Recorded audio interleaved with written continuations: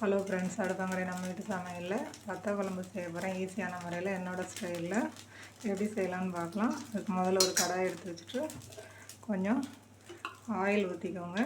வத்த குழம்பு அரைக்கிறதுக்கு ஒரு மசாலா ரெடி பண்ணிக்கலாம். அதில் ஒரு 5-6 சின்ன வெங்காயம்,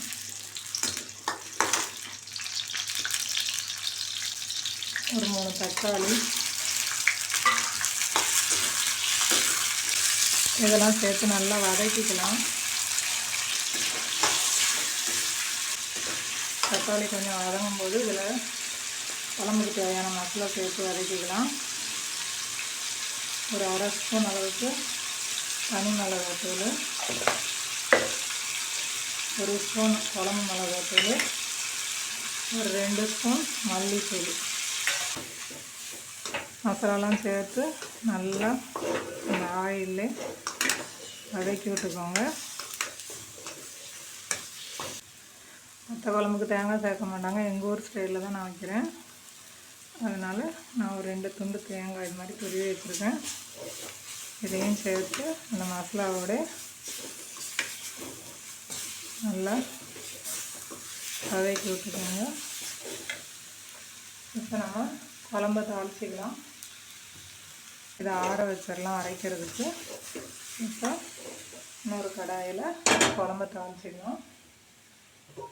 வத்த குழம்புக்கு கொஞ்சம் தாராளமாக நல்லெண்ணெய் சேர்த்துக்கோங்க. கொஞ்சம் வெந்தயம், கடுகு,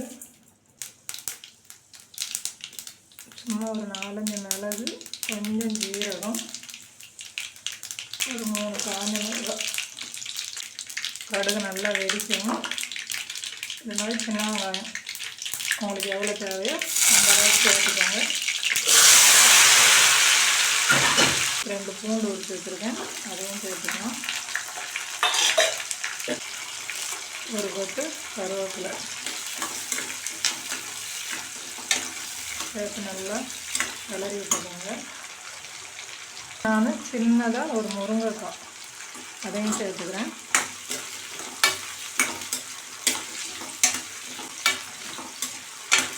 இதெல்லாம் நல்லா வதங்கட்டும். மசாலா அரைச்சி எடுத்துக்கலாம்.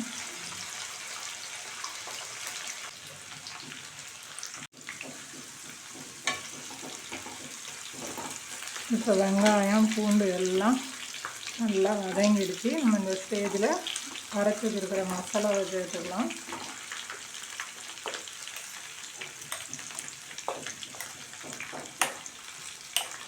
வத்த குழம்பு செய்ய நிறைய ப்ராசஸ் இருக்குது. இந்த அவசரமான உலகத்தில் நான் என்னோடய ஸ்டைலில் இது மாதிரி செய்கிறேன்.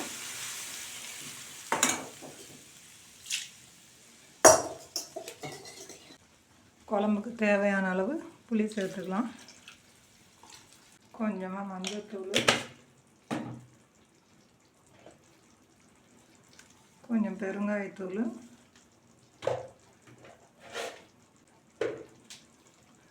குழம்புக்கு தேவையான அளவு உப்பு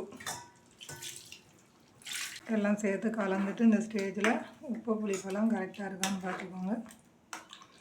உப்பு புளிப்பு எல்லாம் கரெக்டாக இருக்குது. நம்ம கொஞ்சம் நேரம் இதை மூடி வச்சு நல்லா குழம்ப கொதிக்க விடலாம். இப்போ குழம்பு எப்படி ரெடியாக இருக்குன்னு பார்க்கலாம்.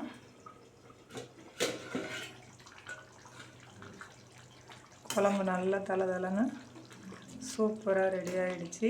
நம்ம இதில் சுண்டைக்காவை வறுத்து கொட்டிடலாம். ஒரு கடாயை எடுத்து வச்சுட்டு நல்லெண்ணெய் ஊற்றிக்கோங்க. நமக்கு எவ்வளோ சுண்டை வத்தல் தேவையோ அதை இதில் எண்ணெயில் போட்டு நல்லா வறுத்து குழம்புல ஊற்றிட வேண்டியதான்.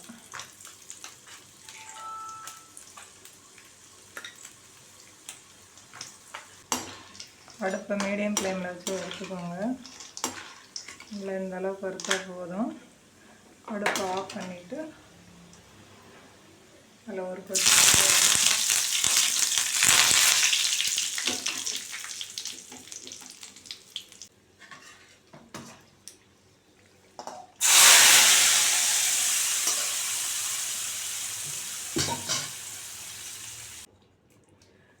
இப்போ நம்மளுடைய வத்த குழம்பு நல்லா சூப்பராக ரெடி ஆகிடுச்சு.